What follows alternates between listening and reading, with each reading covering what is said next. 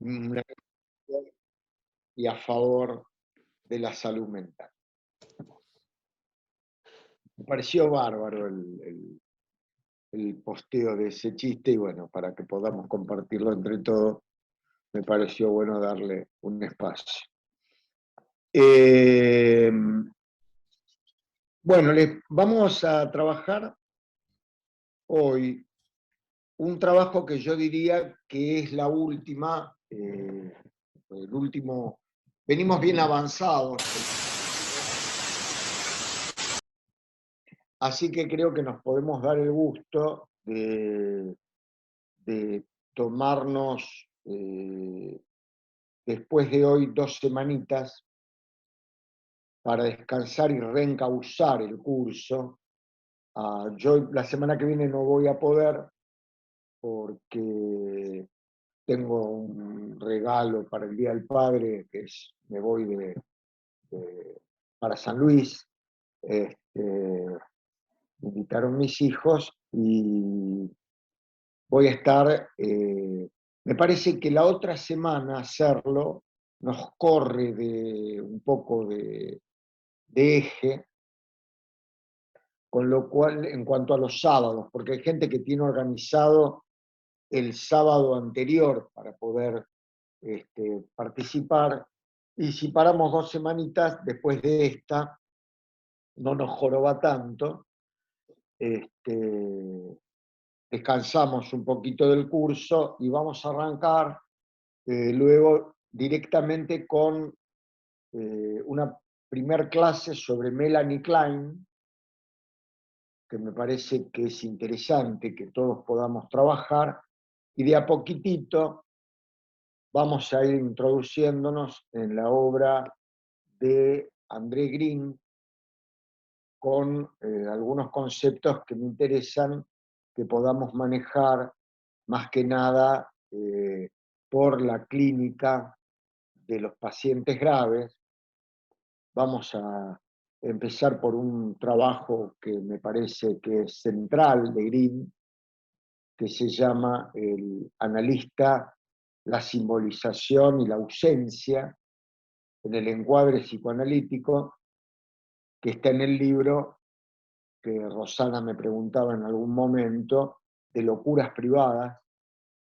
Yo igual el artículo se los mando, junto con una discusión muy interesante que hubo, ayer lo hablábamos, estaba presente Manuel en un grupo que tenemos estudiamos un determinado autor, en una revista de APA, hay una muy interesante discusión sobre ese trabajo cuando fueron, exacto, retomamos el 2 de julio, este, y previo, el miércoles anterior, vamos a tener la clase de psicosis, la segunda, están invitados.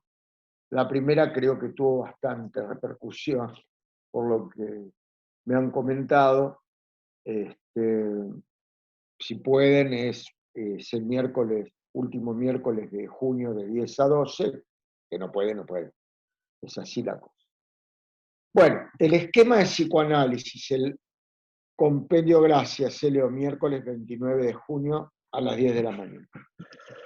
Bueno, les quiero contar un poco la historia en breves palabras, del compendio de psicoanálisis o esquema de psicoanálisis, que a mí me parece que es un trabajo imprescindible desde el punto de vista que monitorea Freud a través de este trabajo.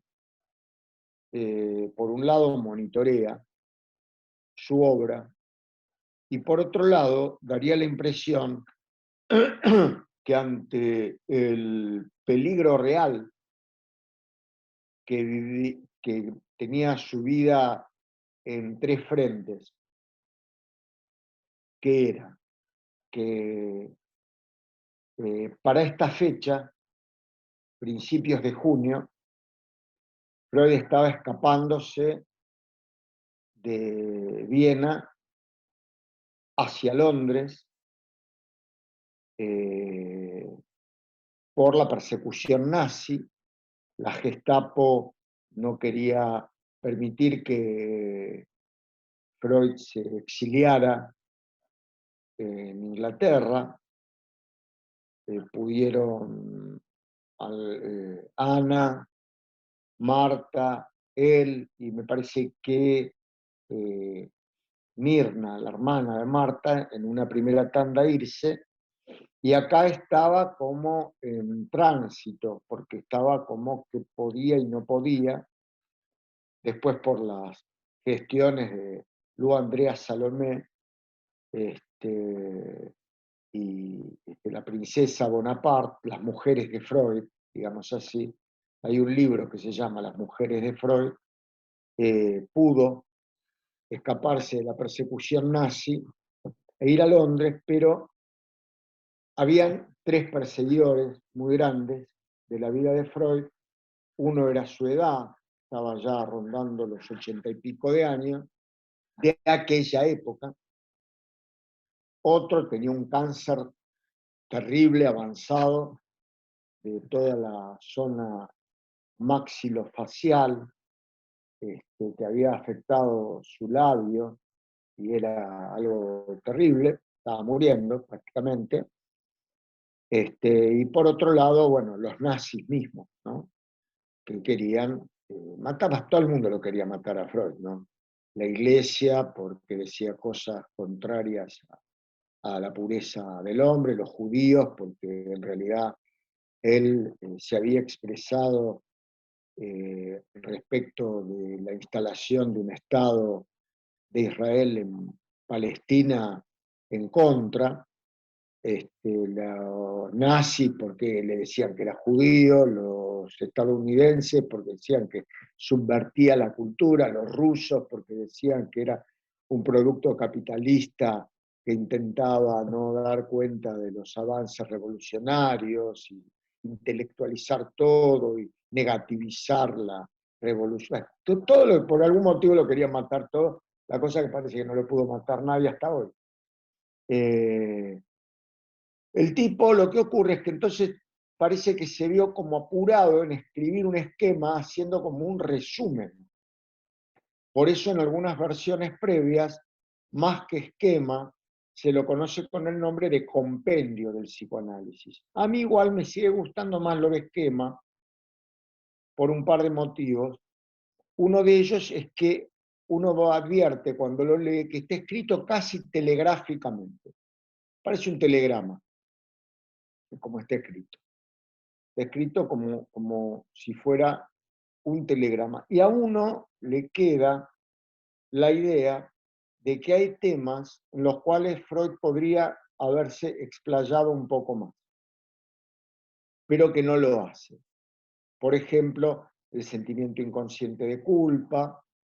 Ahora, la verdad que yo creo que es un buen resumen para algunas cuestiones que vamos a ir leyendo y que a mí me parece que capaz que estaría bueno compartir, ir debatiendo, porque la verdad que no es una lectura difícil.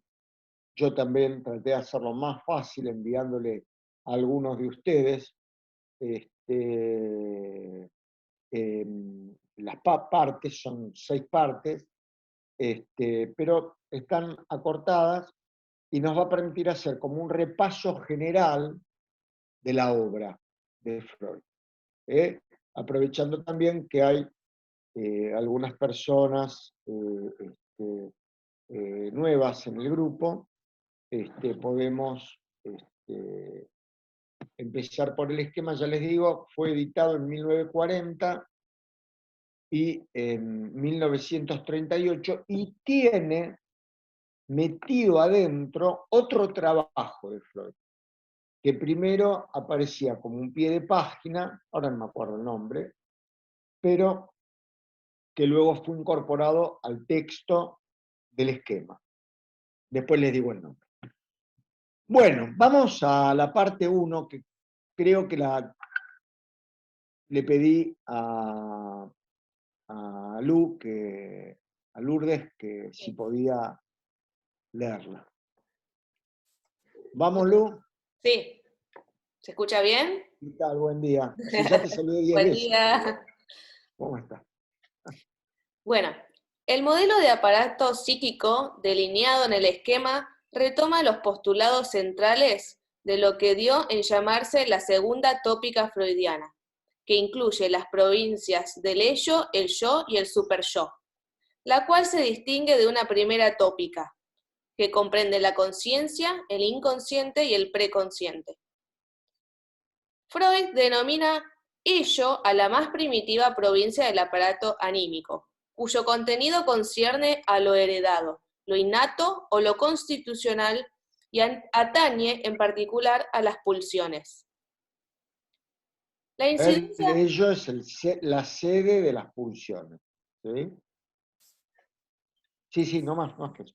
la incidencia del mundo exterior alteraría una porción del ello destinada a convertirse en el yo, porción descrita como un estrato cortical dotado de los órganos para la recepción de estímulos y de los dispositivos para la protección frente a estos, que de allí en más tomará la función de mediar entre aquella otra instancia y el mundo exterior. El yo gobernaría los movimientos voluntarios y tendría a su cargo bregar por la autoconservación del individuo mediante la evitación, el dominio y la cancelación de los estímulos procedentes del exterior, así como también, a través del sometimiento de los reclamos pulsionales provenientes del ello, respecto de los cuales debe determinar si se ha de satisfacerlos y, en caso de ser así, en qué condiciones, o sofocarlos.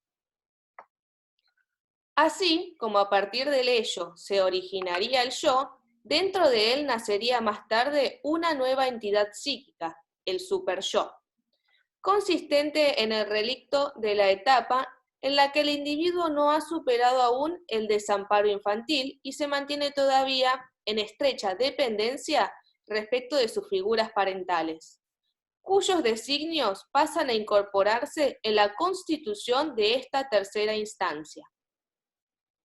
El autor argumenta que la relación entre el yo y el superyo de determinado individuo debe su naturaleza a la que le precedió entre el niño y sus padres, quienes, además, las idiosincrasias peculiaridades de sus propios ideales, transmiten a su hijo el influjo, por ellos propagado, de la tradición de la familia, la raza y el pueblo, así como los requerimientos del medio social respectivo.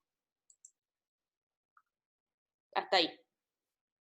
Bueno, ven, o sea, acá ya, en este capítulo que acaba de leer Lu, el modelo del aparato psíquico, él nos hace una especie de desarrollo del, perdón, una pequeña digresión. Tu analista, dale que te da, le Estelan mandando por APA, entrando para presentar un libro y está enviando a toda la población de APA un coso y yo no le puedo contestar todavía.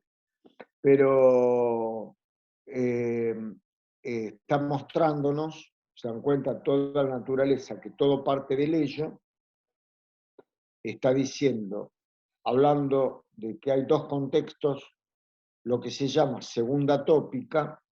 La tópica, topos, son lugares, que en la segunda tópica los lugares son pensados como provincias, es decir, residencias.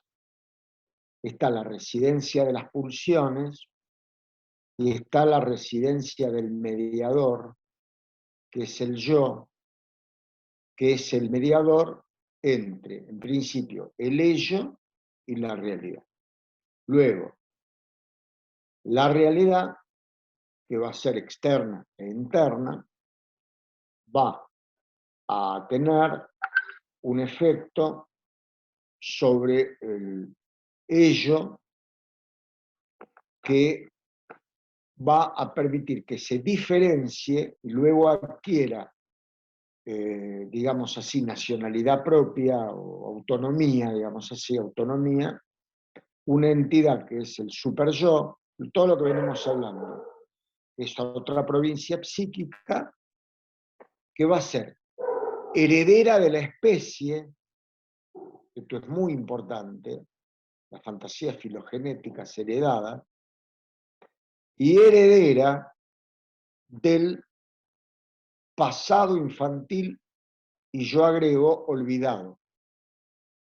Es decir, no de mamá y papá, la mamá y el papá, todos queremos, qué sé yo, lo queremos más, lo queremos menos, nos puteamos, sino heredera de lo peor, de nuestra madre, de nuestro padre y del vínculo. Este es un aporte que hace Juan David Nacio. El vínculo entre nuestros padres. No zafa el vínculo. Entonces, todo eso y nuestros ancestros, lo transgeneracional, va a ir fundando esta provincia psíquica que es el super yo. A mí me gusta más bien decir que es portadora más que de la autoridad, porque la autoridad es algo que ustedes saben que yo suelo decir, la autoridad no se da. Yo no ejerzo autoridad sobre el otro. La autoridad se toma. Es decir, si yo supuestamente ejerciese algún tipo de autoridad sobre alguno de ustedes, es porque ustedes me lo otorgan, no porque yo la tengo. ¿Se entiende? Es decir, la autoridad se otorga autoridad, o sea, es democrática. Por ejemplo, las cuestiones del poder. El poder no lo tiene quien lo detenta, sino quien lo otorga. Bueno, por lo menos es como pienso yo. Y lo pienso desde un fundamento psicoanalítico. Es decir, para mí, el super yo tiene el poder que se le otorga, que le otorga el masoquismo del yo, como veníamos hablando cuando hablamos del super yo. Es un concepto que en general a mí modestamente me parece que no se entiende mucho cuando se lee a Freud, y creo que está en el espíritu de la obra y de la historia de Freud, que a veces no se pueden nunca, se pueden leer tan alejadas la una de la otra, porque de alguna forma la historia del psicoanálisis es la historia del yo. La legitimidad, dice muy bien acá Mónica Gamarra, es lo que le da legalidad a la ley. O sea, hay una legalidad formal, ¿verdad? Y hay otra que es la verdadera, como dice muy bien Mónica, la legitimidad, ¿no? Vos que sabés de esto de sobra porque sos abogada también, aparte sos psicoanalista, eh, eh, el- la legitimidad. El super yo se te mete como un mandato de aquello que no sabes por qué. Es al mismo tiempo nuestra principal fuente de trabajo, con lo cual ojalá nunca desaparezca, porque si no, no podríamos laburar sin super yo. Es decir, el super yo produce ese tipo de efectos de no sé por qué tengo que ir al casino, apenas cobro el sueldo y gastármelo hasta quedarme sin mano. Pero no sé por qué. Porque si yo pudiera, no lo haría. Entonces, uno ya cuando escucha un relato así, por ejemplo, uno está escuchando algo que tiene que ver con el super yo. Hace unos años atrás, ya de alta, atendía a un paciente que tenía, todo el mundo se ríe cuando cuento esto, inclusive con el paciente nos reímos durante mucho tiempo, porque él tenía una adicción bastante divertida, salvo para él, que se podía reír en algún momento del tema o contarlo canchero, pero la verdad que sufría. Cuando uno cuenta esto, que sufría, él contaba esto, ante otros varones, suele ocurrir un efecto muy paradójico, que es que todos se ponen a reír y no lo pueden creer. Pero el hombre tenía una agenda en la cual durante los 7 días de la semana habían 4 mujeres con las cuales tenía que tener relaciones sexuales por día. Cada una distinta a la otra. Un hombre muy bien parecido, pero que tenía una compulsión al sexo. Lo llamaban el doctor, por su profesión, el doctor Viagra, porque tenía que estar permanentemente preparado para el baile, para la milonga. Y era mañana, mediodía, tarde y noche. Todos los días de la semana, hasta el agotamiento. Y él decía que quería que no le pase, y todo el mundo lo cargaba, lo jodía. Los amigos le pedían que le contaran las aventuras, cómo fue esta, cómo fue aquella, cómo fue. Pero era una cosa en donde el tipo se veía, y yo le creía, porque uno también podía decir que se está haciendo el pícaro, pero daba eso, daba humor realmente, pero la verdad que se le venían los años encima y él sentía que no podía tener ningún armado serio como el que él pretendía en su vida. Y eso lo hacía sufrir terriblemente.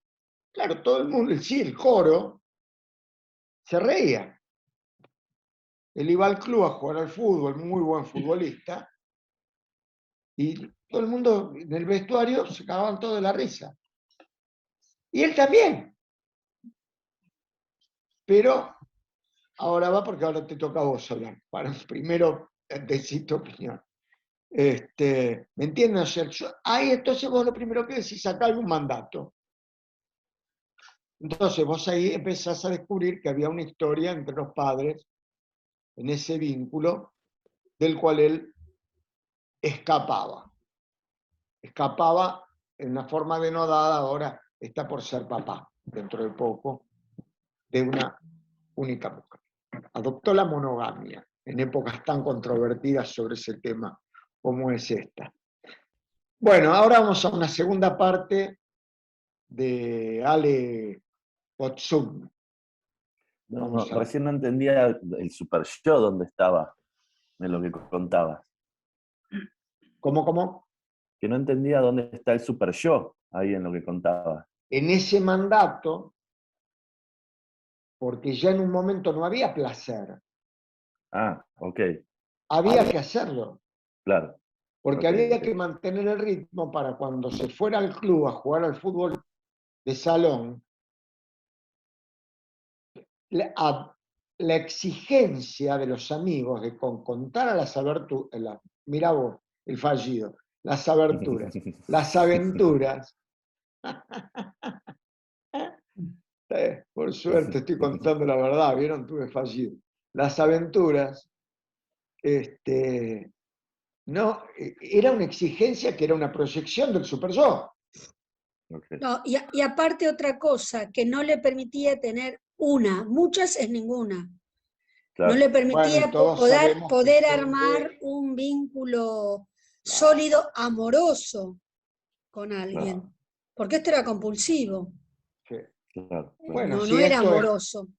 O sea, siempre una compulsión sexual demasiado intensa esconde lo contrario, porque puede ser promiscuidad heterosexual, homosexual, no importa, pero lo que muestra es una represión de lo contrario.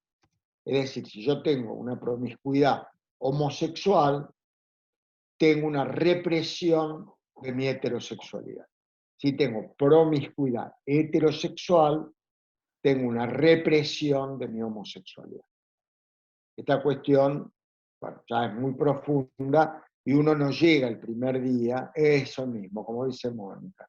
Don Juan. Don Juan Tenorio es un ejemplo de homosexualidad reprimida.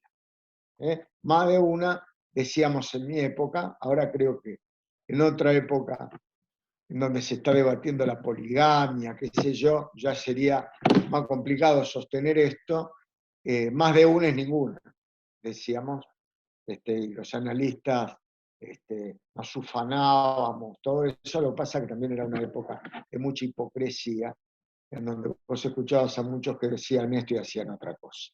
Bueno, vamos a la parte 2, Ale. Bien, doctrina de las pulsiones. Freud, sí, un poquito más alto si podés. Sí, Freud define las pulsiones como las fuerzas que suponemos tras las tensiones de necesidad del ello, y conforme a las innovaciones que en la doctrina de las pulsiones había introducido en más allá del principio del placer. Destaca el carácter conservador que manifiestan, pese a constituir ellas la causa de cualquier actividad, en tanto la progresiva complejización que un organismo conquistase abriría paso a una contrapuesta tendencia a regresar a una forma de organización más elemental. Distingue dos tipos de pulsiones fundamentales, eros y pulsión de destrucción, y ubica dentro de la primera la oposición entre pulsión de conservación de sí mismo y de conservación de la especie. Es decir, la que media entre la pulsión de autoconservación y la pulsión sexual, así como la otra entre amor yoico y amor de objeto.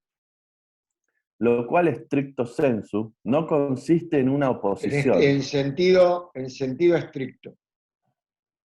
Sino, en todo caso, en una suerte de complementariedad, dado que el propio Freud establece en Introducción del narcisismo que narcisismo y amor objetal se nutren de las mismas fuentes, y cuanto más se enriquece uno, más se empobrece el otro.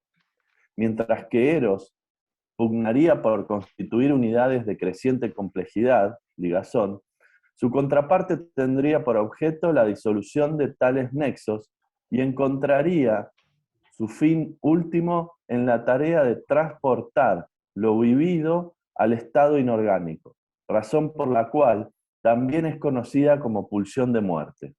La libido, energía de Eros, cuyo monto íntegro se concentra al principio sobre el yo, es luego utilizada para investir o caracterizar representaciones de objeto, lo cual supone una superación de la etapa narcisista y la transposición de la libido narcisista en libido de objeto. Sin embargo, el yo seguirá cumpliendo la función de almacenarla. De él partirán las nuevas investiduras objetales y a él regresarán cuando un objeto sea resignado o desinvestido. Bueno, se dan cuenta, ¿no? Un Freud telegráfico, apurado, al cual lo está apurando la muerte desde 3 vías, insisto. La muerte por el cáncer, la muerte por la edad y la muerte por los nazis. Pero no solo de él, de sus hijos, de sus hermanos, de su familia, de las personas que se analizaron con él, de sus pacientes, de la Segunda Guerra que advenía ya con todo el avance del nazismo y de las doctrinas del genocidio. Ya hacía algunos años Hitler había escrito su libro de cabecera, que se llamaba Mi lucha, Mein Kampf, en donde hablaba de la pureza racial, de la necesidad de la pureza racial. Y como a Freud en realidad, yo calculo que no debe haber sorprendido tanto, porque todos lo querían muerto, no había nadie que lo quisiera vivo. Salvo sus mujeres. Salvo sus mujeres. Yo siempre digo que a Freud lo salvó la transferencia erótica. Porque, salvo sus mujeres, que lo querían mucho, parece que era bastante entrador el viejo. Entonces, era muy querido por sus mujeres. Las anécdotas de los enamoramientos que tuvo Freud. Comentá quiénes eran sus mujeres. Contalo vos. Bueno, las mujeres que salvaron a Freud, digamos, una fue Marie Bonaparte, que era pariente de Napoleón Bonaparte, entonces tenía los vínculos como para, y el dinero, porque Freud no tenía, y el dinero como es la para... que colmeó a la Gestapo. Claro. Porque a Freud ya lo había llamado la Gestapo, y ya le había dicho que bueno, ya lo habían amenazado, entonces le hacen escribir una carta cuando lo cita la Gestapo, le hacen escribir después una carta diciendo que el ejército alemán lo había tratado muy bien. Y Freud arma una carta medio ácida, ¿no? Muy irónica, digamos, diciendo que, bueno, que la Gestapo lo había atendido muy bien, ¿no? Y entonces después Marie Bonaparte, después de esta situación, le da el dinero como para que pueda ir con su familia, digamos, con su mujer, con Marta, con sus hijos, a Inglaterra. Otra que lo ayuda es Andrea Salomé, que en ese momento Andrea Salomé era amiga, psicoanalista, y era una chica, digamos así, de avanzada en esa época, que había tenido como muchos amantes, entre esos Rilke, que era un escritor que tenía mucha avidez por conocer también como es la teoría psicoanalítica, y que vincula a Freud con el arte, porque además era el que le escribía todos los libros que en aquel momento le escribían los maestros escultores, por ejemplo Rodin, para dar clases a sus alumnos, porque en aquel momento Rodin daba clases y no era que solamente había artistas plásticos para escuchar las clases. Habían filósofos, abogados, bueno. Entonces Rilke le escribía, digamos, las clases a Rodin, y bueno, y por otro lado era amigovio de Andrea Salomé, que a la vez era amiga, paciente, psicoanalista de Freud. Entonces, esas son las mujeres de Freud, ¿no? Y que por otro lado, claro, Marie Bonaparte no podía sacar a todo el mundo, lo sacó a Freud y a su familia, pero las hermanas de Freud quedaron en Austria, con lo cual, cuando se las llevan a las hermanas de Freud dicen, perdón, somos las hermanas de Freud, debe haber alguna equivocación acá, nosotros no tenemos que ir, porque somos las hermanas de Herr Freud. Y bueno, la verdad que las llevaron a todos y murieron en las cámaras de gas, lamentablemente. Bueno, la historia, como ven, no ha sido fácil. Nunca nada me ha sido fácil. Soy un hombre con suerte, decía Freud. Nada me fue fácil. Pero el punto es que, como ustedes se dan cuenta, el esquema del psicoanálisis parece ser un testamento. Algunos debaten que quizás haya quedado incompleto, con lo cual se constituiría en el segundo trabajo incompleto de Freud, junto con otro trabajo contemporáneo, que es la escisión del yo en el proceso de defensa. La panorámica de lo que leímos hasta ahora, como ustedes verán, luego se agarran algunos para restringir algunos conceptos. Freud dice, miren muchachos, a grandes rasgos, yo lo que les quiero decir es que yo planteé 2 modelos de aparato psíquico, así, es como hablar acá, por medio así, medio rapidito, 2 modelitos en principio, después ustedes quédense investigando, ¿qué es? El primer modelo de aparato psíquico se basaba en 3 instancias, consciente, preconsciente e inconsciente. Eso es así, después seguimos charlando, porque vino un segundo modelo, que era el ello, el yo y el superyo. Y explica cada una de las provincias y cómo interacciona. Y después, cuando habla de las pulsiones, dicen, bueno, miren, yo reorganicé en el año 20 la teoría pulsional, dice, de las pulsiones lo más importante es que es una fuerza que empuja hacia el objeto. Hay algo parecido ahí que se da en el narcisismo también, porque también hay un narcisismo que se apoya en el objeto, es decir, un narcisismo que hace anaclisis en el objeto.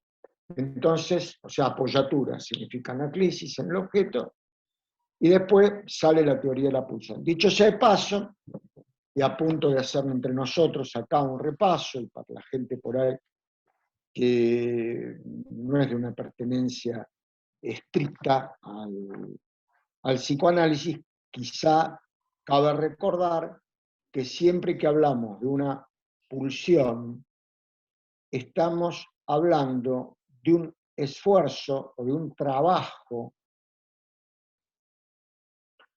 que se da en un límite entre el soma y lo psíquico, cuyo destino, y acá viene el problema, para Freud es la descarga de energía libidinal en un objeto. En cambio, por ejemplo, para las escuelas, supónganse británicas, el destino de la pulsión es la relación con el objeto, más que la descarga. Yo pienso que estrictamente para el psicoanálisis y por la prioridad a la cuestión sexual, la cuestión de la descarga, porque ustedes saben que toda pulsión tiene 4 elementos. Tiene la fuente, que la llamaban en griego cuele, con una Q, cuele, la fuente de la pulsión, que es la zona erógena, es decir, la zona corporal de la cual uno supone que emerge. O sea, el emerger de la pulsión es el cuerpo. Cuando discutimos el cuerpo, sabemos que no podemos quitarle el componente psíquico. Después hay un esfuerzo o trabajo de la pulsión, el Drang, que es lo más importante de la pulsión. Por eso pulsa la pulsión. Pulsa hacia el otro componente, el object, que es el objeto,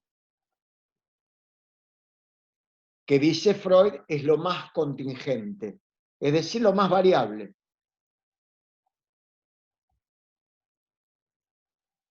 O sea, claro, el Drang no es cancelable, dice, muy bien, dice Estela Nicoleta, exactamente, porque, y el hecho de no ser cancelable hace en lo que se llama la primera teoría de la angustia, que la libido, que es nuestra mitad, se transforme en angustia. O sea, uno podría decir que es como aunque no la veamos, el Drang siempre está, es igual que el sol. Que no lo veamos, el Drang que dice, flaco, neurasténico, neurosis de angustia, siempre está. Y la meta, que ya les digo, es, y acá ustedes pueden identificar claramente si el discurso es o no freudiano, porque cuando escuchen que la meta es la descarga, alguien va a estar hablando de Freud. Cuando escuchen que la meta es la relación con el objeto, alguien está hablando en otro idioma. Está hablando en las relaciones objetales inglesas, en la escuela del yo norteamericana. No Lacan. Yo en esto lo rescato a Lacan. Para Lacan también es la descarga. No lo dice con estos términos, pero también. En ese dice sentido, algo de que no cesa de no inscribirse, tiene que ver con eso. No te entendí. Algo de que no cesa de no inscribirse, tiene que ver con eso que dice Lacan. Ahí La descarga podría ser, pero por decir la descarga, para que quede claro en términos del esquema, digo, la descarga, estamos haciendo repaso al psicoanálisis, no sé si verán, la descarga es la disminución del displacer, porque el incremento de la tensión dentro del aparato psíquico genera displacer. No, Ale, no tiene que ver con eso. Tiene que ver con que la libido, ¿qué hace? Aumenta tensión. Al aumentar tensión, eso es bien económico, al aumentar tensión aumenta displacer. Cuando descarga, se produce el placer porque baja la tensión. Entonces, lo que busca es la descarga. Lo que vos decís es lacaniano, es otra cosa, tiene que ver con otra cosa. Luego lo debatimos sobre el final, que vamos a tener tiempo. Acuérdense lo que hablamos la vez pasada acerca del problema económico del masoquismo, cuando a Freud le llama la atención que el dolor produzca placer.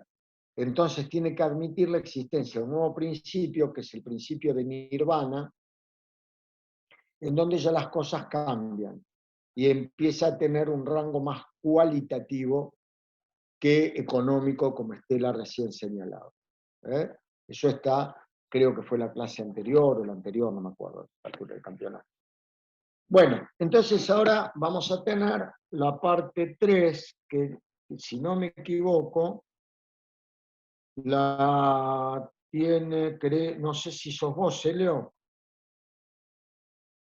Parte 3, no, Marta, con la cual, como Marta hoy no se pudo conectar, ¿te la puedo pasar a vos, Ale?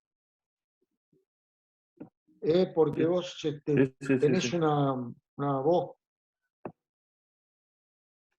así yo te puedo seguir. Es muy importante esta parte. Perdón un segundo. Ale. Bueno, mientras Daniel hace esto, digo una cosa.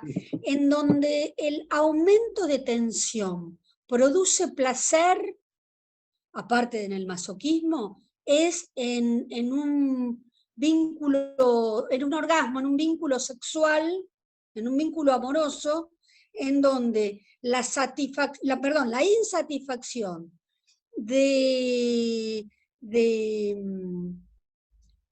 las pulsiones parciales y el aumento de tensión, en vez de producir displacer, produce aumento de tensión, produce placer que se descarga en el orgasmo. Mira, estamos como, se nos da una situación parecida a la que les pasó a Zeus y a Hera. Nos falta Tiresias nada más. Porque yo te diría que eso pasa en el orgasmo femenino.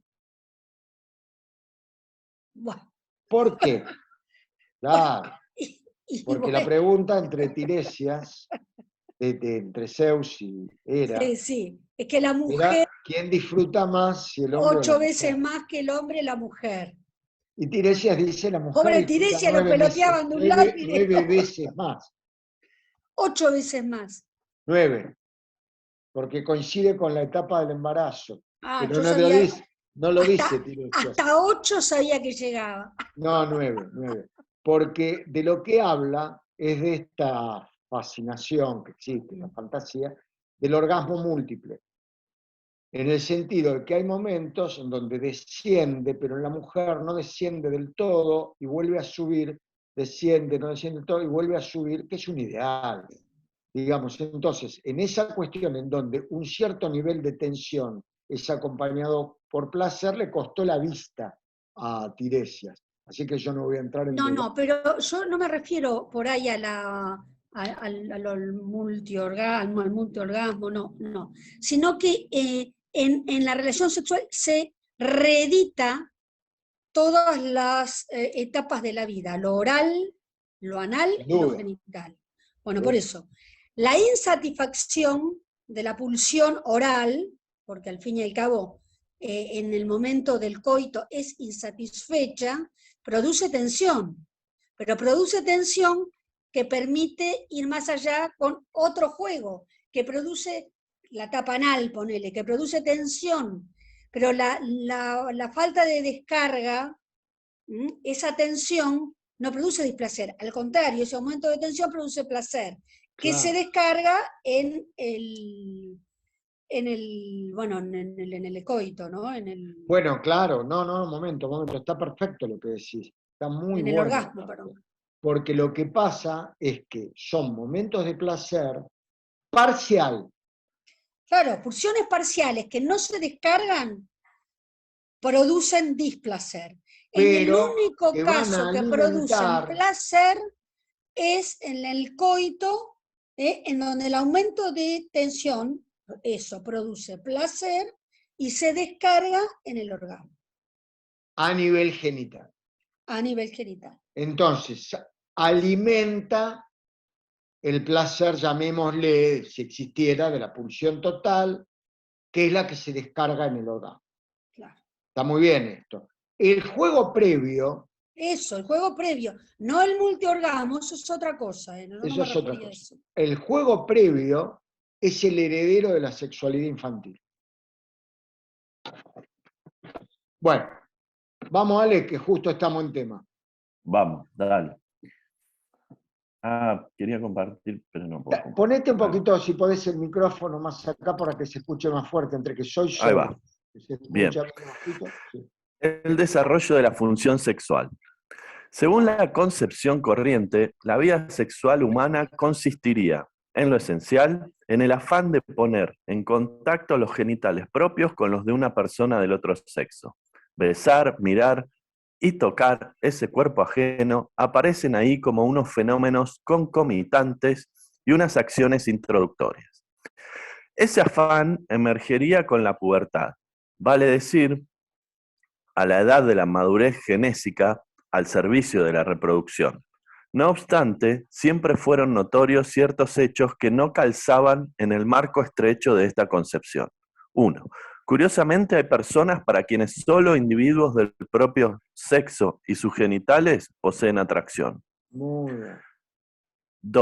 Es también curioso que ciertas personas, cuyas apetencias se comportan en un todo como si fueran sexuales, prescinden por completo de partes genésicas o de su empleo normal. Genitales, ¿no? Quiero aclarar, cuando dice genitales. A tales seres humanos se los llama perversos. 3. Es llamativo, para concluir, que muchos niños considerados por esta razón degenerados muestren muy tempranamente un interés por sus genitales y por signos de excitación de estos. Bien se comprende que el psicoanálisis provocará escándalo y contradicción cuando, retomando en parte estos 3 menospreciados hechos, contradijo todas las opiniones populares sobre la sexualidad. Sus principales resultados son los siguientes. A. La vida sexual no comienza solo con la pubertad, sino que se inicia enseguida después del nacimiento con nítidas exteriorizaciones. B. Es necesario distinguir de manera tajante entre los conceptos de sexual y de genital. Importantísimo. El primero es el más extenso e incluye muchas actividades que nada tienen que ver con los genitales. Dice ahora. La vida sexual incluye la función de ganancia de placer a partir de zonas del cuerpo. La función que es puesta con posterioridad, bueno, hay una palabra ahí,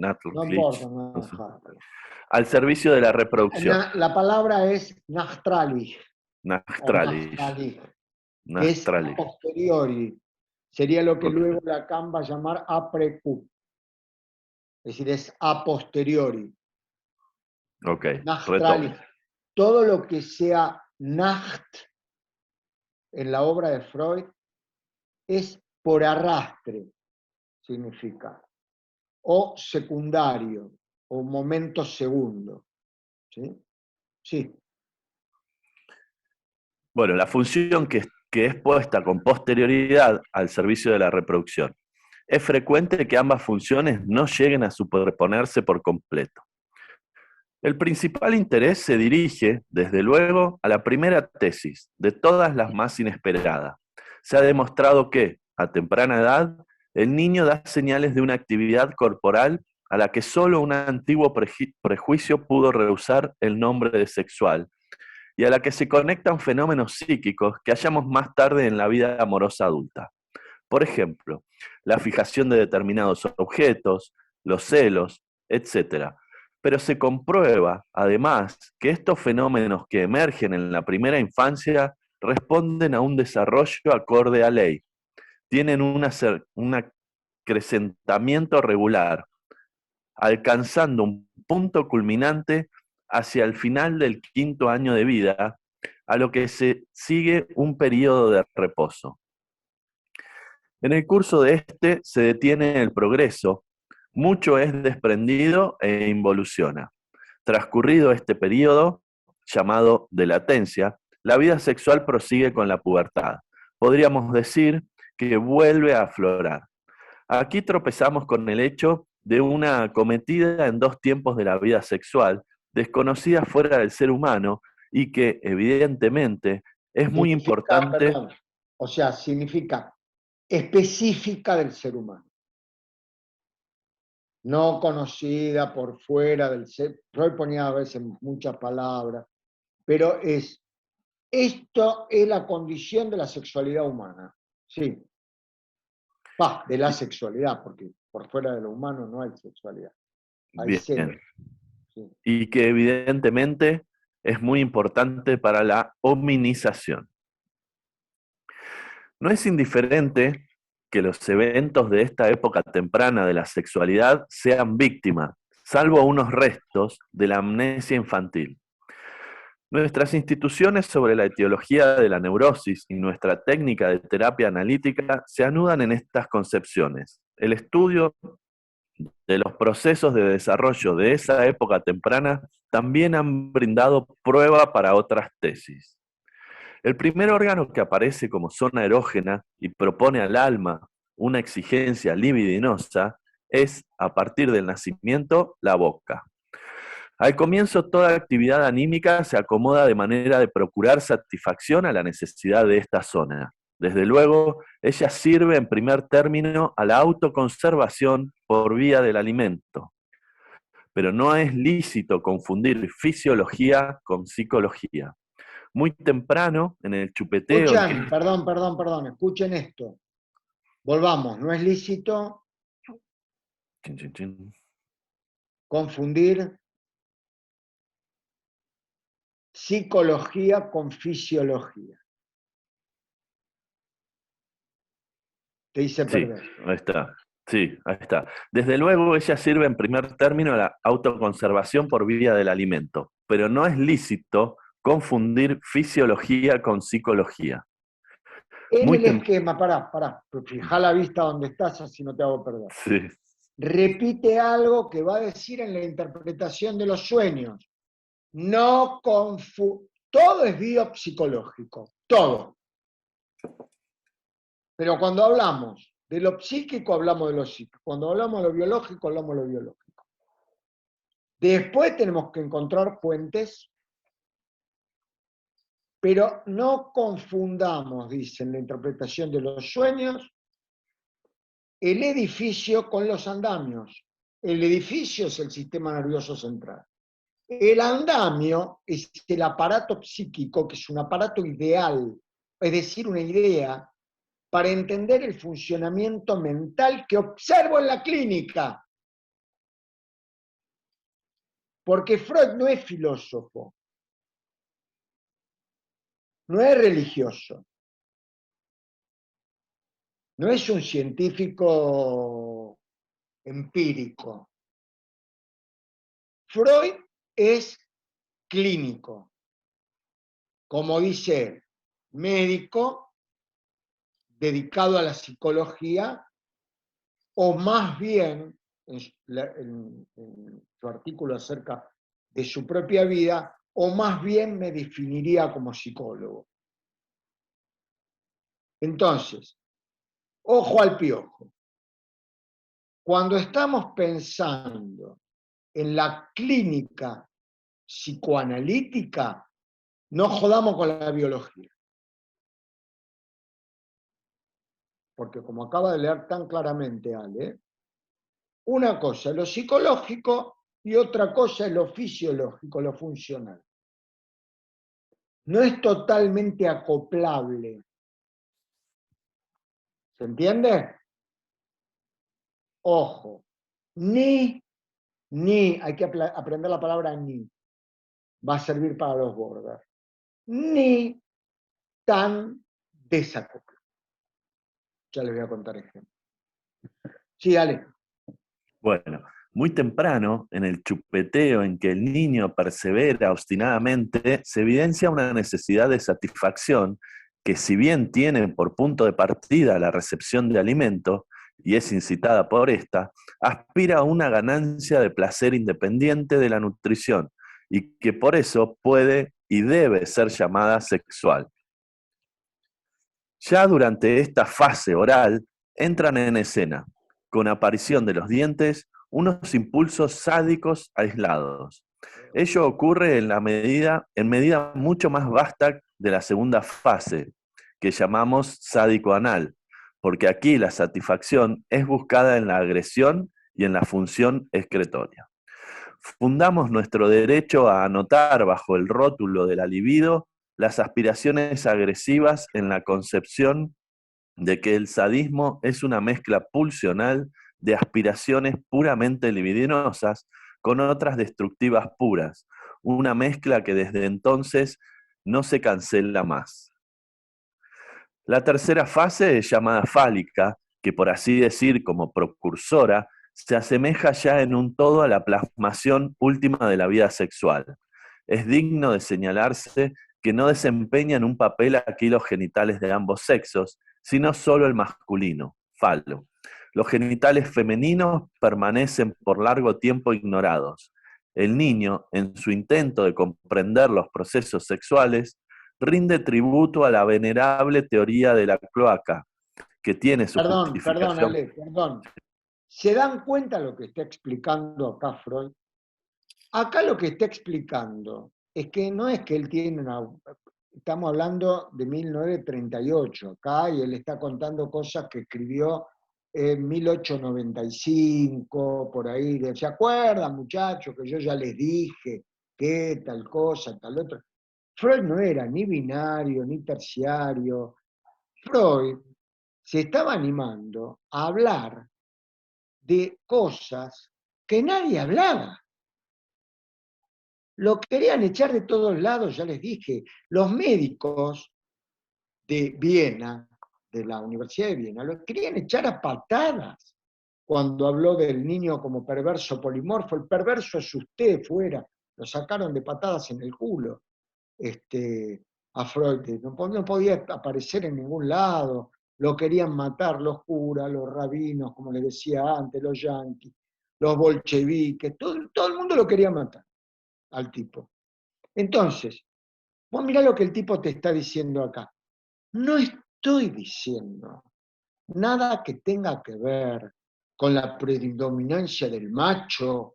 No, te estoy contando que en la etapa fálica uno observa, observación. La primera palabra para entender a Freud es la palabra observación. Que en la etapa fálica la prioridad se le otorga en ambos sexos. Sí, uno puede decir ahora, acá sentados, hablando por Zoom, en aquel momento no había ni computadora, ni había electricidad, no en un carajo. Habría, no sé qué había, no había teléfono. A Gata había cartas para escribirse otra imagen. Emma, por ejemplo, no hubiera estado en una reunión como esta. Tendríamos que estar en Viena escuchando al Dr. Freud, con lo cual seguramente en este momento ningún argentino podría, digamos, en términos generales, digamos. Así que, imagínense, ubiquémonos en la época. Es lo que está planteando, que para ambos sexos, él observaba llamativamente, claro, muy bien, ahora vamos después, Nora, con tu pregunta muy interesante. Él está diciendo que en ese momento lo único que discernía era presencia, ausencia del falo. Presencia, ausencia del falo. Nada más que eso. Que no es que había una contraposición de un órgano genital versus otro órgano genital, versus en el sentido de contraposición, sino que era presencia, ausencia. ¿Se entiende? Del falo. Bueno, por eso los estados border, muy avanzados, uno puede ver un desarrollo pseudoneurótico, como por ejemplo ciertas modalidades pseudoneuróticas de la esquizofrenia, de Hodge y Polatin, en donde el funcionamiento puede parecer neurótico, pero el paciente en realidad trata a los elementos de la neurosis, de la fantasía neurótica, como regresivamente, como elementos retrogresivos, digamos así, ¿no?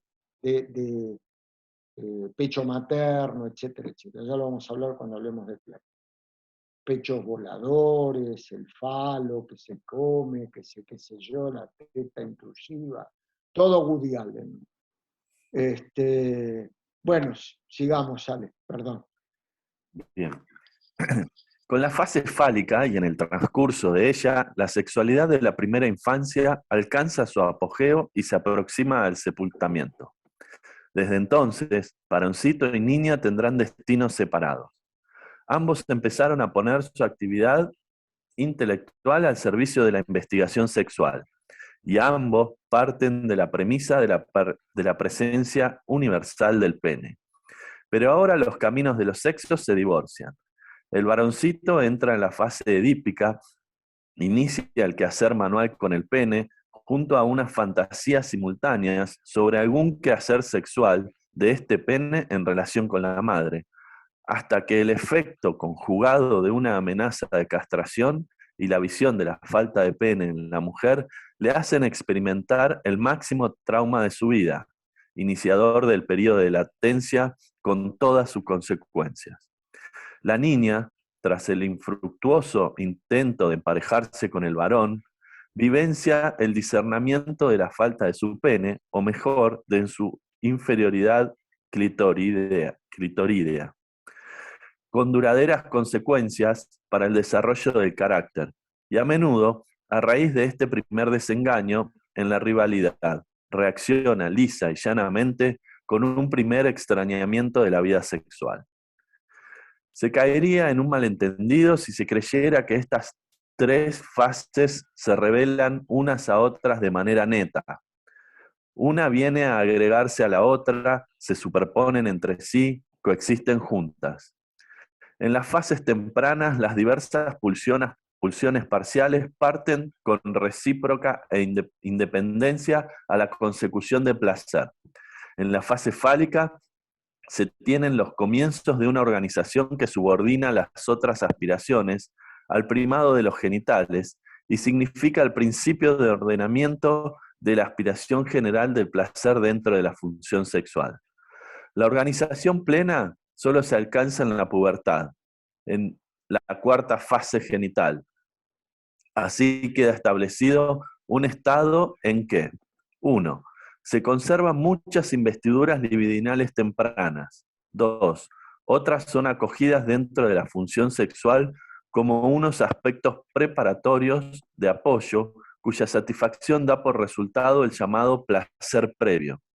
Y 3. Otras aspiraciones son excluidas de la organización y son por completo sofocadas, reprimidas, o bien experimentan una aplicación diversa dentro del yo, forman rasgos de carácter, padecen sublimaciones con desplazamiento de meta.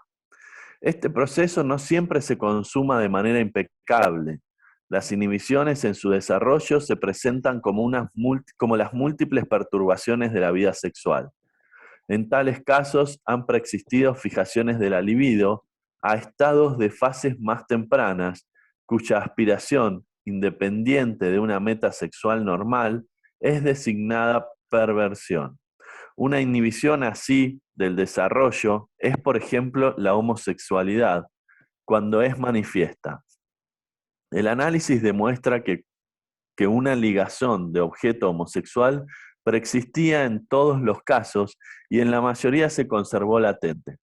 Las constelaciones se complican por el hecho de que en general no es que los procesos requeridos para producir el desenlace normal se consumen o están ausentes a secas, sino que se consuman de manera parcial, de suerte que la plasmación final depende de estas relaciones cuantitativas. En tal caso se alcanza, sí, la organización genital, pero debilitada de los sectores del libido que acompañaron ese desarrollo y permanecieron fijados a objetos y metas pregenitales. Ese debilitamiento se muestra en la inclinación de la libido a retroceder hasta las investiduras pregenitales anteriores, regresión, en caso de no satisfacción genital o de dificultades objetivas. Durante el estudio de las funciones sexuales pudimos obtener una primera y provisional convicción, o mejor dicho, una vislumbre de dos intelecciones que más tarde se revelarán importantes por todo este ámbito. La primera, que los fenómenos normales y anormales que observamos, es decir, la fenomenología, demandan ser descritos desde el punto de vista de la dinámica y la economía, en nuestro caso, la distribución cuantitativa de la libido. Y la segunda, que la etiología de las perturbaciones por nosotros estudiadas se halla en la historia de desarrollo, o sea, en la primera infancia del individuo. Perfecto. Se dan cuenta que está describiendo Freud ahora un par de aclaraciones para que pueda verse sorprendido por alguna terminología.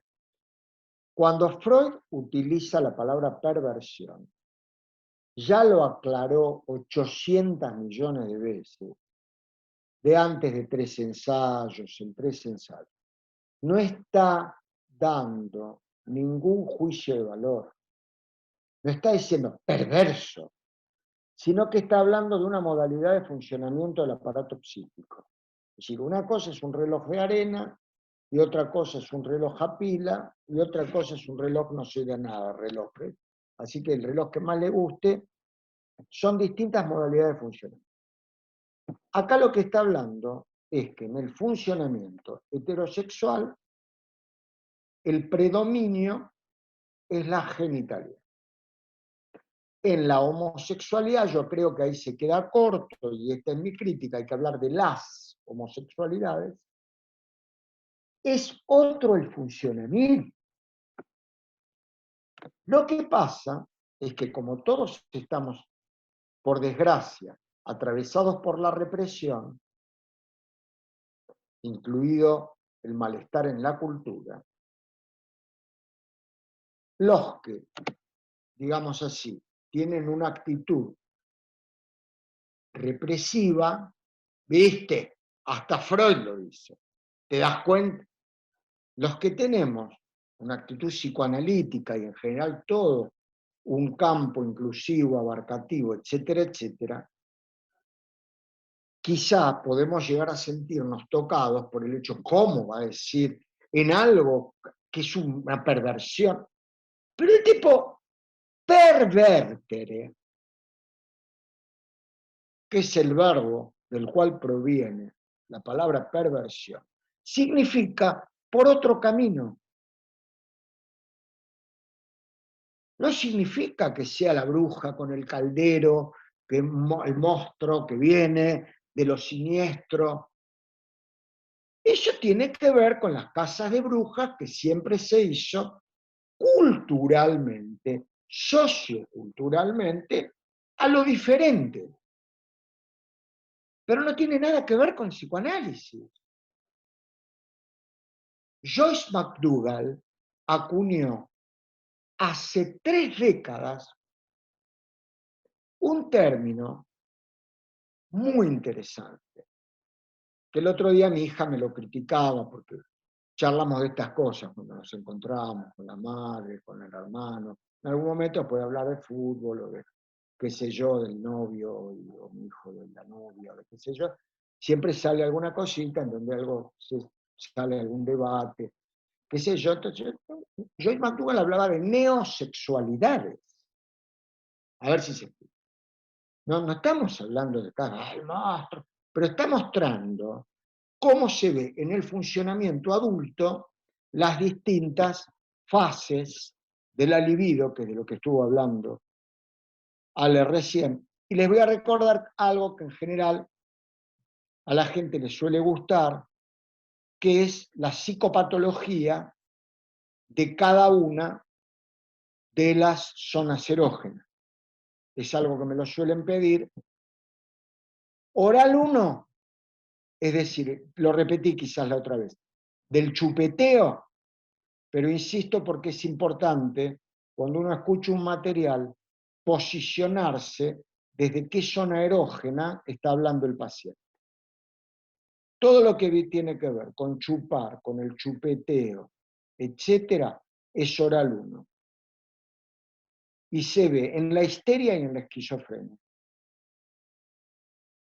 Tiene que ver con lo preverbal. El cuerpo, cuando juega el cuerpo dentro de la sesión, es preverbal. Uno podría pensar que hay algo de lo preverbal.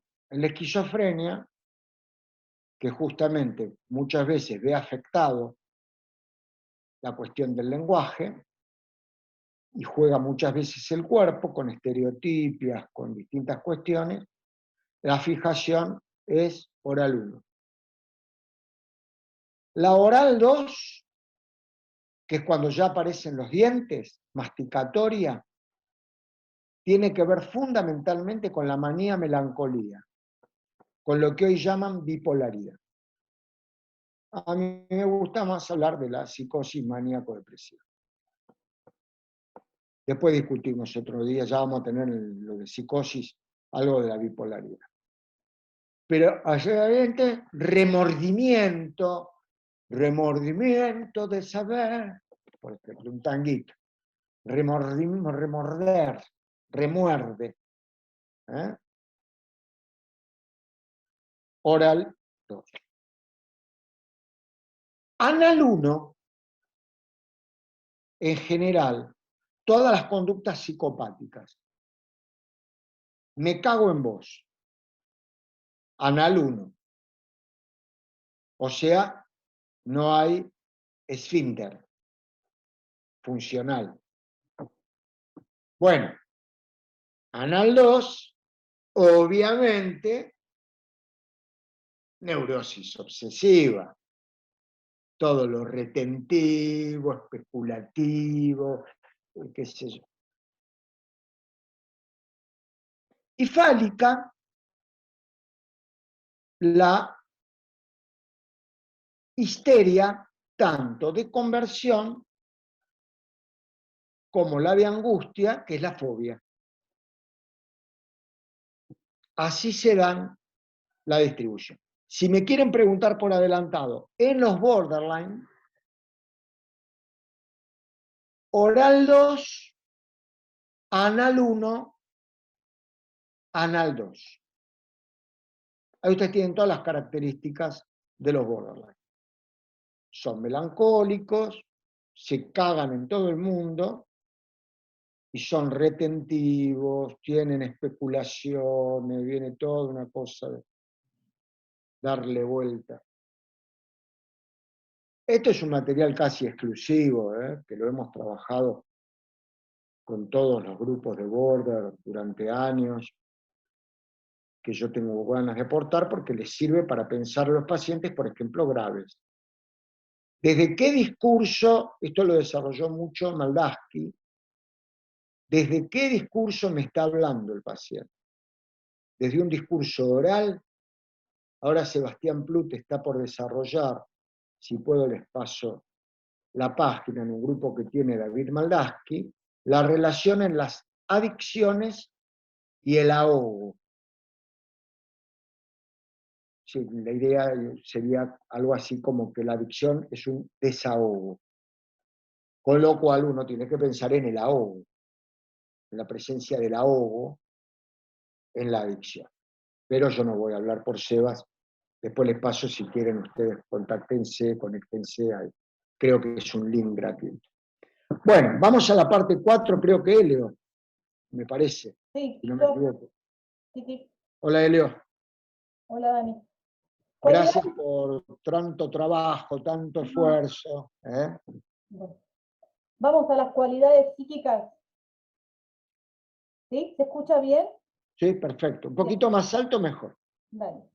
Freud designa con el nombre de cualidades psíquicas a lo consciente, lo inconsciente y lo preconsciente. Dice que la noción psicoanalítica de conciencia no se distingue de la de los filósofos y la opinión popular, quedando todo lo demás incluido en la categoría de lo inconsciente.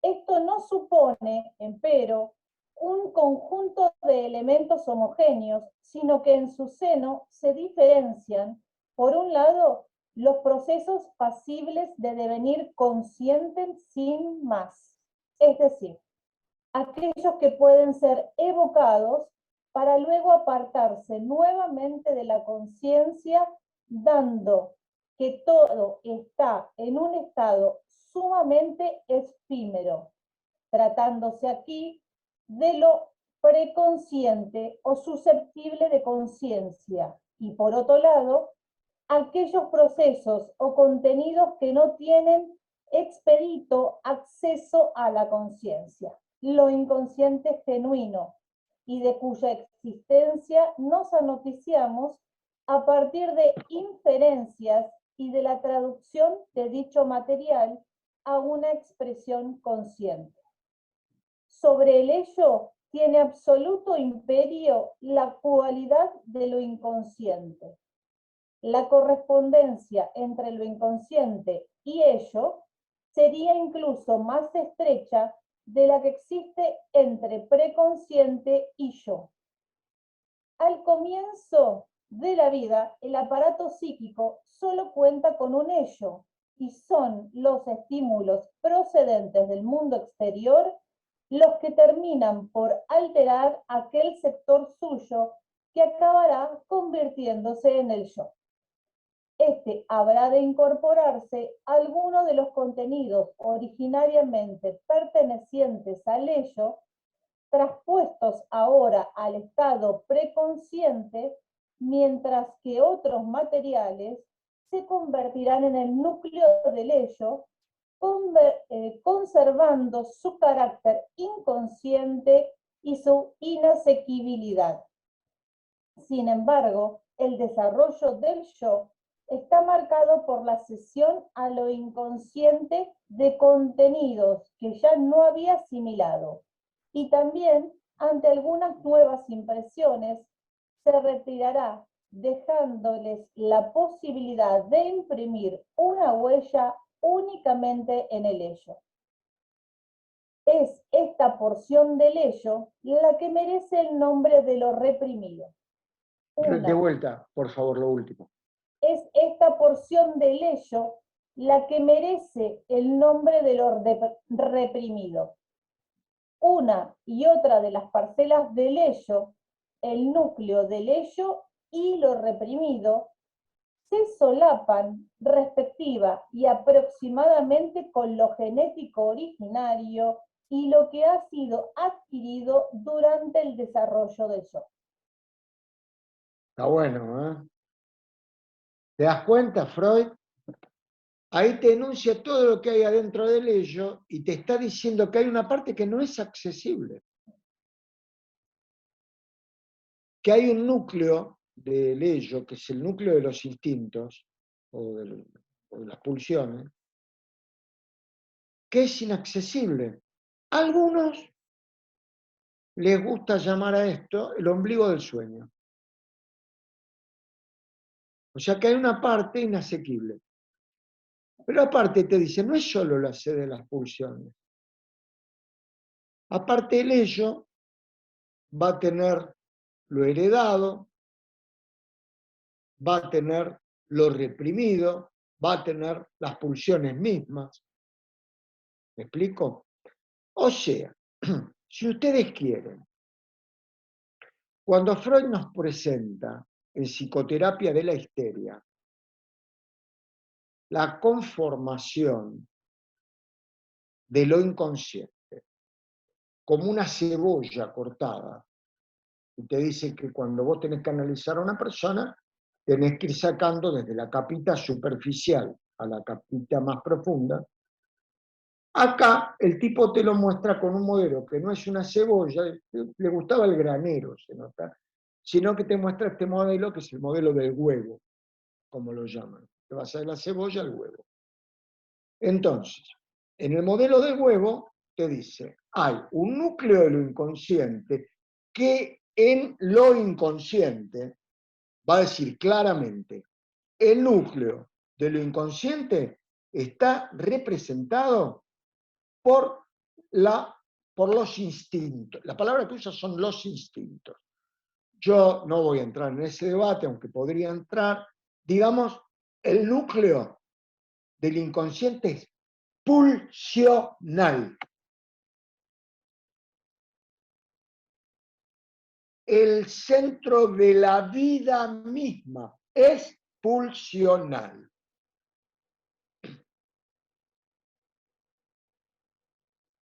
Toda doctrina psicoanalítica que no precie a lo instintual, llámenle, les aclaro, para Freud no hay diferencia, pero como sé que esto generaría quilombo, ni lo instalo.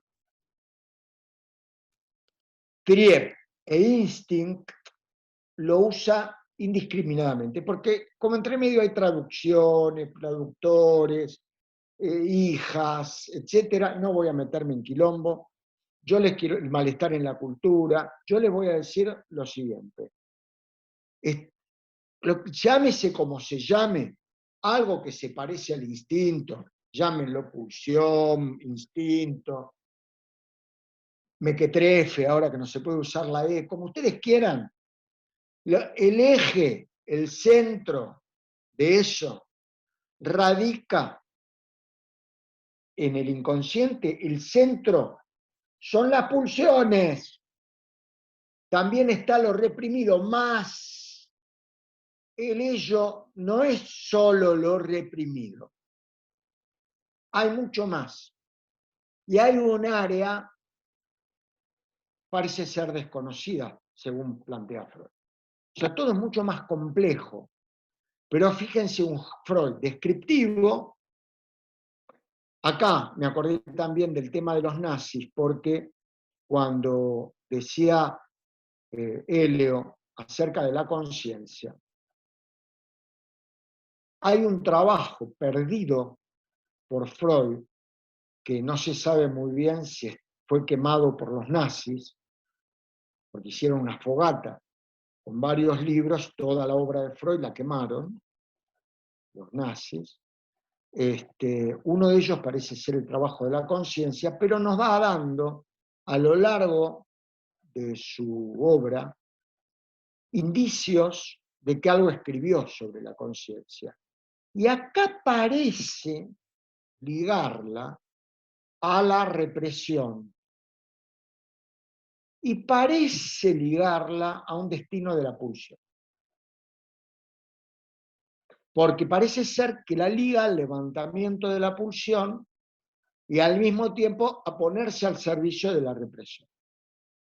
Parece, por lo que estaba leyendo Elio recién, que no sé qué es, ni me importa.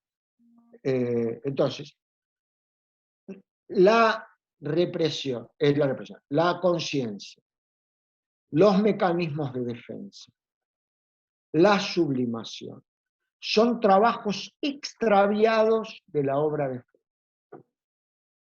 Algún pícaro, capaz, lo debe tener guardadito por ahí, en alguna biblioteca que no conocemos, y en el futuro por ahí aparezca a precio millonario, y se vuelva millonario alguno que saque uno de estos trabajos y lo distribuya y va a estar todo el mundo, pero imagínense lo que son los derechos de autor, si existe algo así.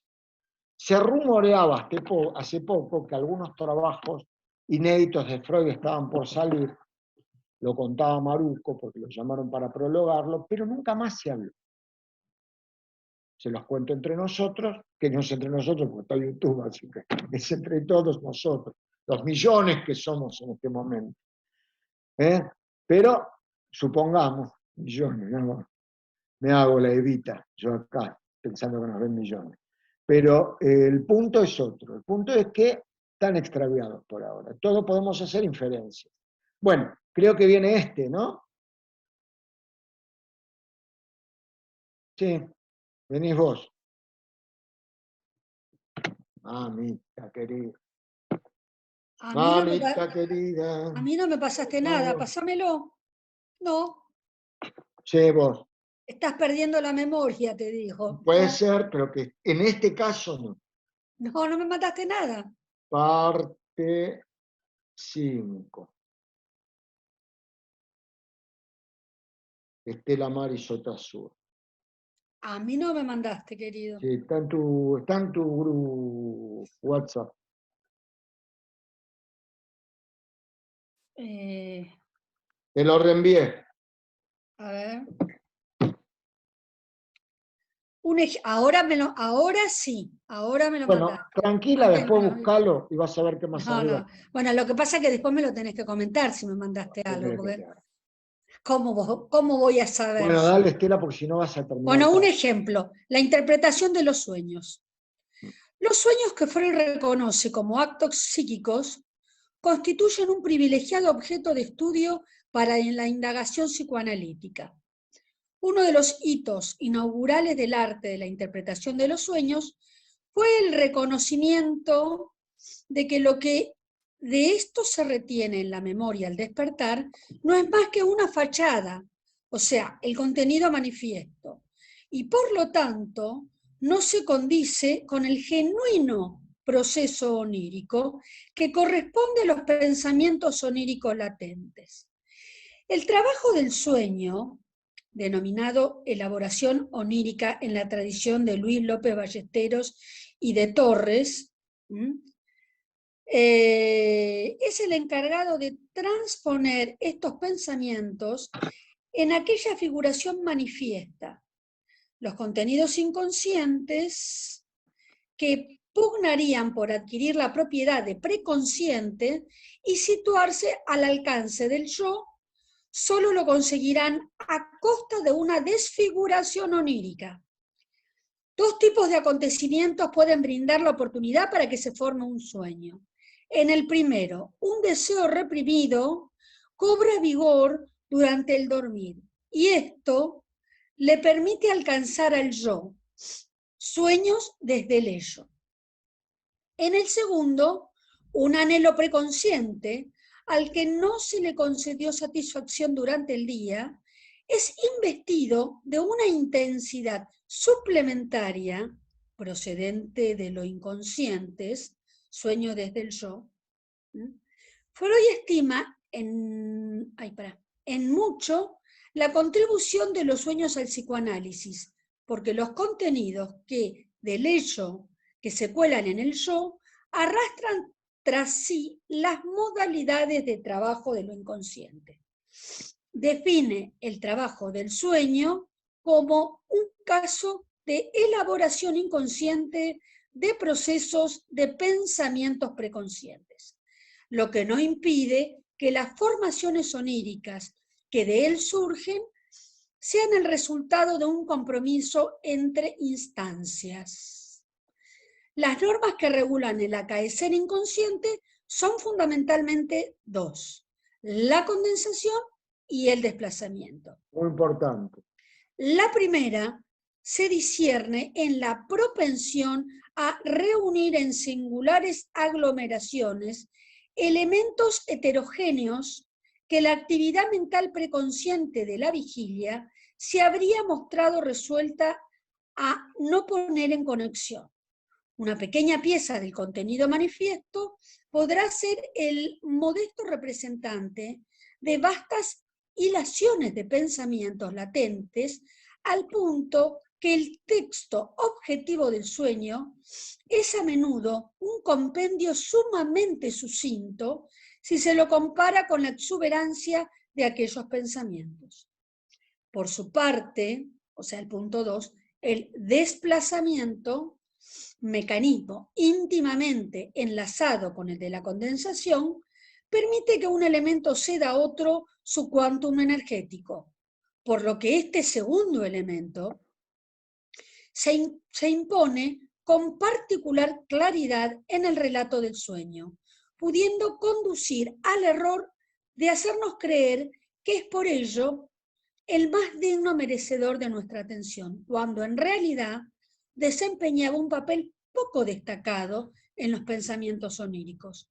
Complementariamente, lo que en tales hilaciones inconscientes sea lo principal puede aparecer representado por las más insignificantes trazas en el contenido manifiesto.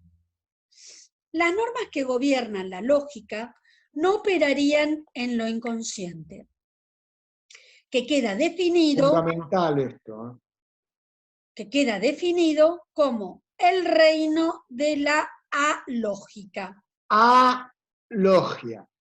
Alógica. Lógica. Alógica.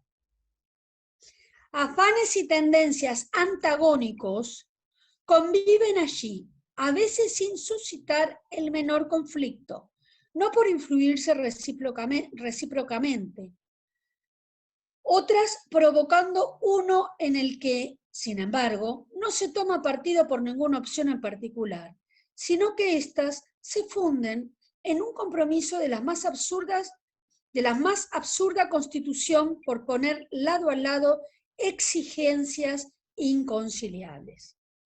Esto guarda estrecho vínculo con que los opuestos, lejos de mantenerse apartados, son tomados como si fueran una y la misma cosa.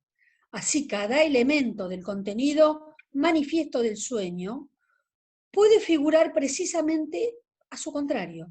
Para interpretar un sueño exitosamente, se vuelven indispensables las asociaciones que el propio soñante establezca entre los elementos del texto del sueño. Tales asociaciones permitirán recuperar los eslabones faltantes para que, partiendo del contenido manifiesto, pueda colegirse el latente. Bárbaro. Bueno, se sigue viendo el contenido telegráfico. Parece como que Freud se ve urgido a que no se pierda el material. Hay un contenido manifiesto, que son todas las persecuciones a las cuales les decía antes. Pero hay otra también que quizás pudiese estar lidiando dentro de sí, que era el temor a la pérdida de la memoria. Y entonces, más que nada por el estrés imagínense ustedes que él estaría viviendo junto a tantos en ese momento. Entonces se ve a darnos esta pieza, en donde ustedes ven todo, ustedes no se preocupen, yo todo esto después lo voy a subir al chat. Pero hay algunas cuestiones que es importante puntuarlas hablando así entre nosotros. Acá queda totalmente claro que Freud trata al sueño como un producto psíquico jerarquizado propio del análisis y del proceso de la transferencia, jerarquizado. Hay algunas líneas, como la línea garmiana, que trata al sueño como un elemento más. Y en realidad yo sigo sosteniendo, como decía Freud, que es privilegiado, que goza de privilegios. Es un embajador de lo inconsciente, digamos así. Goza de ese privilegio. Pero si ustedes ven el mecanismo de formación de síntomas y en la formación del sueño, tienen prácticamente la misma modalidad. Si uno advierte que hay una fijación, que hay una regresión y que hay luego una puesta en escena en el síntoma, lo mismo, de otro modo, va a ocurrir en el sueño. Cuando el paciente nos otorga su sueño, por mínimo que parezca, yo siempre le digo a mis pacientes, me dice, soñé, pero no me acuerdo. Dale, por ejemplo, pongámosle que sea un chico, que sea un adolescente. Si es un adulto, no. Tengo otra circunspección, digamos, ¿no? Pero en general, tiendo a advertirle al paciente que no se preocupe por la longitud del sueño, que alcanzaría con una sensación o con una imagen. Con que una imagen. Y bueno, qué sé yo, soñé, no sé ni dónde estaba en un auto. Creo que estaba, no sé, estaba en un auto, iba a un pueblo y no sé, raptaba a una mujer y me ponían 3 monedas en la mano. Ese es todo el sueño, es una pelotudez, no tiene ningún sentido. Pónganle. Como bien dice Freud, uno ahí le tira al paciente bueno, ¿qué se le ocurre? A mí no se me ocurre nada. Bueno, a ver. Nada, y cuando usted me cuenta esto, ¿qué le parece que es lo más importante de lo que me está contando? De lo que usted me está contando, para usted. ¿Qué le parece lo más importante? Tenía 3 monedas en la mano. No sé qué carajo hacía con 3 monedas, nunca llevo monedas. O pago con Mercado Pago, o si tengo un billete, pago con billete, pero moneda. Ya no sé si existen las monedas después de la cuarentena. Yo tenía 3 monedas, que no sé si eran de oro, pero eran 3 en la mano derecha. Ajá. Parece que hay algo ahí vinculado al dinero, puede ser, tener en la mano el dinero. Sí. Hablando de eso, ayer, hijo de puta que me tenía que pagar 300 lucas, no me pagó y yo no sé cómo quedo con mi mujer, que habíamos quedado que nos vamos para las vacaciones unos días, un fin de semana largo que viene ahora, ¿vio? Ahora que hay un fin de semana largo, bien largo, un viernes hasta un lunes, ¿no? O sea, la asociación del paciente. Por una vía en donde va a entrar la posibilidad que él asocie e ir revelando lo reprimido que hace también, digamos, lo reprimido, que es lo que viene de lo inconsciente. Freud dice de eso que es el socio capitalista. El que la pone es el inconsciente, es el deseo infantil. Habrá que ver que tiene que ver lo de las monedas de este tipo, la mujer que raptó, qué sé yo, y todo eso, pero eso está en el fondo. A mí no me importa el fondo, dejémoslo ahí, pero digamos, en el fondo está algo que sostiene. Borges decía en el poema Ajedrez, que Dios detrás de Dios sostiene el mundo, ¿no? Entonces, qué sé yo, pero yo si le tiro, ¡ah! Pillo, vos sentís que la raptás a tu mujer, que ese es un delito, porque como te cagaron a vos, sentís que la vas a cagar a ella, se va el paciente, y con mucha razón. Porque eso es algo salvaje, silvestre. Uno tiene que ir de a poquito. ¿Y qué sintió cuando ayer no le pagaron la plata que le debían? ¿Cómo se sintió usted? ¿Qué le pasó? Porque mire qué sueño. Yo suelo destacar, porque aparte sí lo siento, la importancia que tiene una producción onírica, aunque sea una imagen, un destello de una imagen, porque es una emergencia del inconsciente. Bueno, finalmente, y es cortito, con lo cual a Mayra le voy a pedir si podemos leer la última parte, que se lee relativamente rápido porque es re cortita, de esta herencia, de este testamento, incompleto, por suerte, que nos dejó Freud. Dale, Mayra. Bien, se escucha, Gracias, ¿no? por aceptar leer. Nada, de nada. El mundo interior. Freud describe al yo como un mediador entre el ello y el mundo exterior, que toma a su cargo la satisfacción de los reclamos pulsionales del primero, así como también las percepciones del segundo, y que, bregando por la autoconservación, se pone a la defensiva ante requerimientos hiperintensos procedentes de cualquiera de los dos, mientras se deja orientar por las prescripciones de un principio de placer modificado.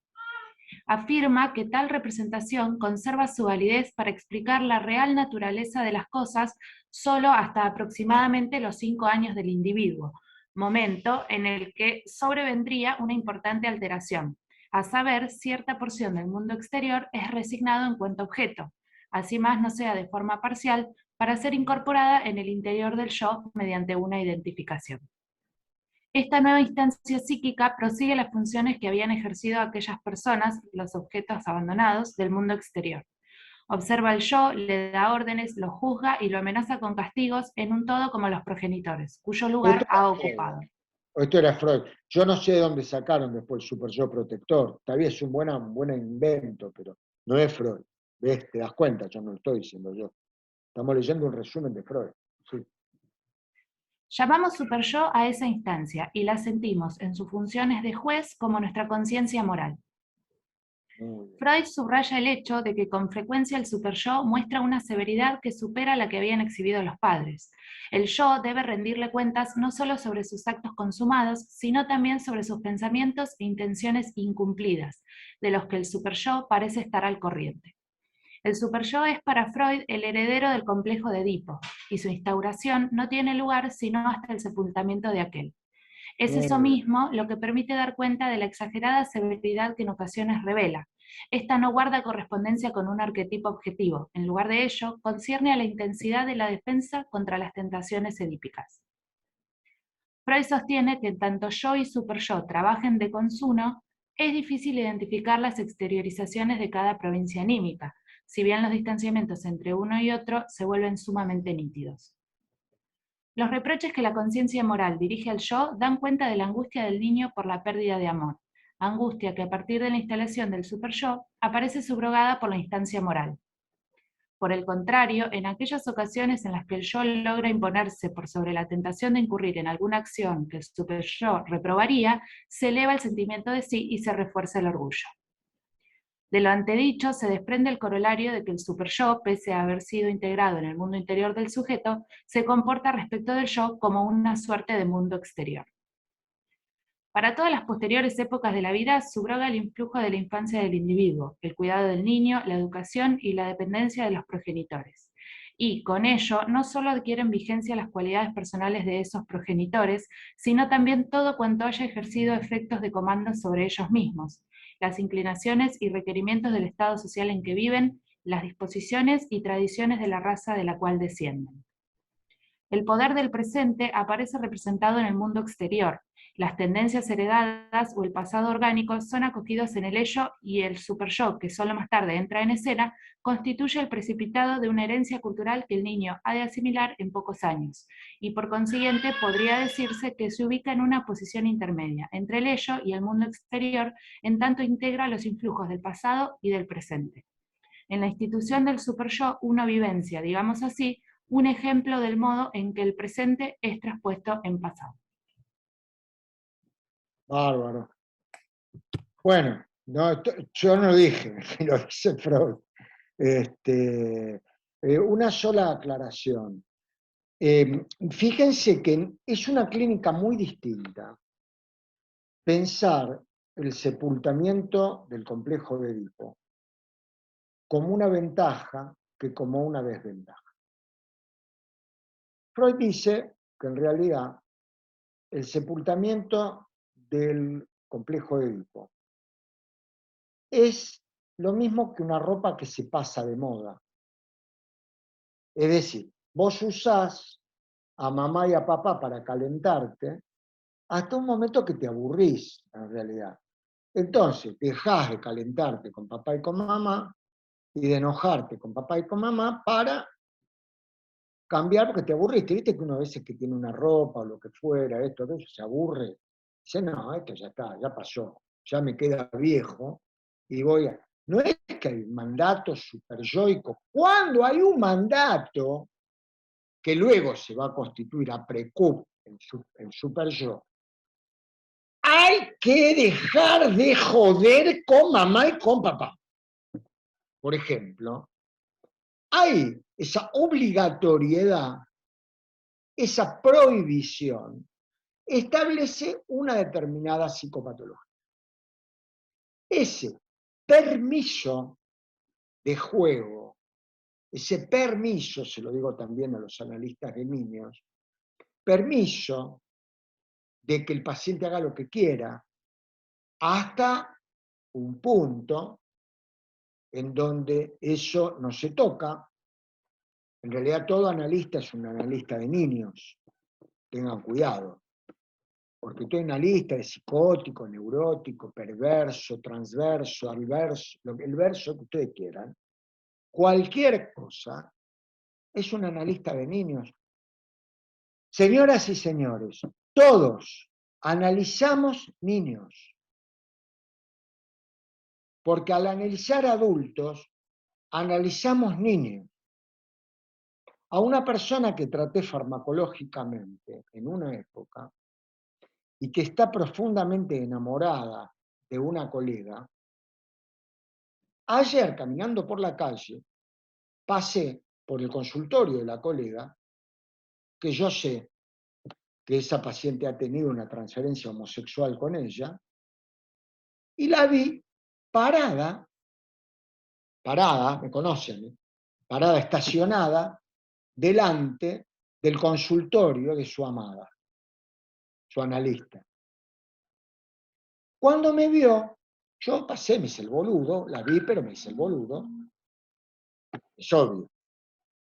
Traté de pasar, pero uno, como dice Estela, tiene ojo para mirar. Es inevitable. Están acá, por algo están acá adelante, porque están para mirar. Entonces uno mira, aunque no se dé cuenta.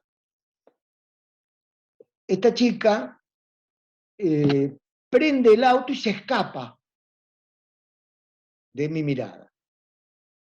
Pasó un rato y luego, tomándome el permiso que me otorga haber sido psiquiatra de la paciente, la llamo a la colega y le pregunto, discúlpame la pregunta, me permito preguntártelo por haber constituido parte del equipo.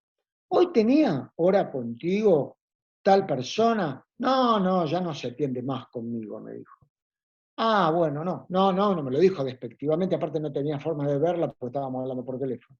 Me dice, no se atiende más conmigo. Entonces yo le dije, ¿vos sabés que tu amada estaba hoy con el auto en la puerta de tu consultorio?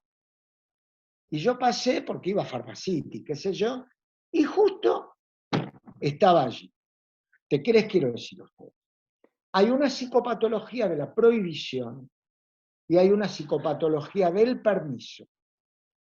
Ninguna de los dos son anarquismos, porque una exige el límite. La otra autoriza la limitación que la propia pulsión otorga. Si hay un desborde, el principio de realidad le otorga a la pulsión un límite. ¿Me explico? Entonces, ojo con la prohibición, porque la prohibición es la mejor forma de hacer que se exacerbe el síntoma. ¿Se entiende? Hagan lo que quieran. Yo les digo, ojo con la prohibición. Ayer me llama por teléfono una chica, la madre de una chica, diciéndome que se iba a suicidar, que la interne por favor. Le dije, señora, cálmese, calme a su hija, ahora hablo con ella. Se había peleado con el novio, estaba muy enojada. Bueno, tranquilízate, nos vamos a ver, tomate unas gotitas de esto, relájate. Yo soy el analista y el psiquiatra al mismo tiempo. Pero, doctor, ahora por ahí me encana YouTube, pero bueno, lo cuento. Doctor, no puedo fumarme un facito que me hacía bárbaro para calmarme. No, yo no lo fumaría. Si vos me preguntás, yo no lo fumaría. La verdad no lo fumaría. Pero,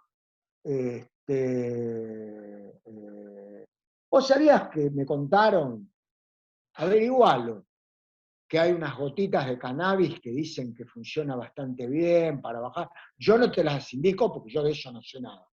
Pero averiguá, por ahí, si hay alguien que conozca del tema, te puede ayudar. Creo que está a punto de ser oficializado o algo por el estilo, pero yo desconozco. Yo como psiquiatra de esas cosas no conozco. Pero a ver si me explico. Dialectizás el problema.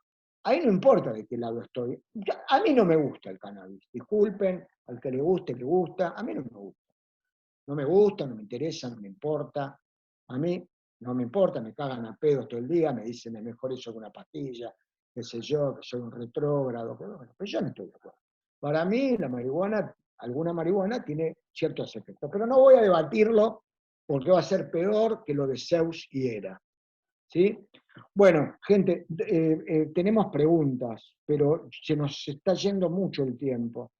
No sé qué hacemos. La respondo por... ¿Cómo hacemos? La respondemos por privado. Yo, viene gente a casa, así que yo ya me tengo que retirar. La respondemos por el chat. ¿Están de acuerdo? Vale. Si está de acuerdo la mayoría. Sé que hay de Nora Soto, creo que hay intervenciones de Estela, creo que hay intervención de Mónica Gamarra. Bueno, perdón. Sí, chao, mi amor. Resulta, te veo ahora en un rato, en 3 minutos. Viene gente para mí y para vos también. Bueno, a mí me van a tener que esperar, porque yo soy la estrella. Yo lo que digo es esto, la próxima vamos a seguir con Melanie Klein. Acuérdense, porque nos vamos a divertir un montón con Melanie. Es muy divertida, Klein. Digo loquita, pero muy divertida. Antes de empezar con Green. Porque la verdad que Freud ya me tiene un poco podrido y tengo ganas de que avancemos un poquitito más sobre... No importa, a mí se me pasa. En 2 semanas, ya a la tarde voy a estar leyendo a Freud para escribir otro trabajo, pero ahora estoy un poco ya hinchado. Tengo ganas de patología grave, que entremos en la patología grave. Un poquito más de adrenalina, de tanto en tanto, no viene mal. Si pueden, el 29, 10 de la mañana, segunda clase de psicosis, ¿sí? Y ahí me está saludando Estela a través de la puerta. Les mando un beso grande. 2 semanas dejamos pasar. El tercer sábado, es decir, el 2 de julio, nos decía Helio, nos reencontramos a las 10 de la mañana, tema Melanie Klein. ¿Sí? Beso. Anden bien. Luego, gracias. Chao, chao. Chicas. Chao. Hasta luego. Buen fin de...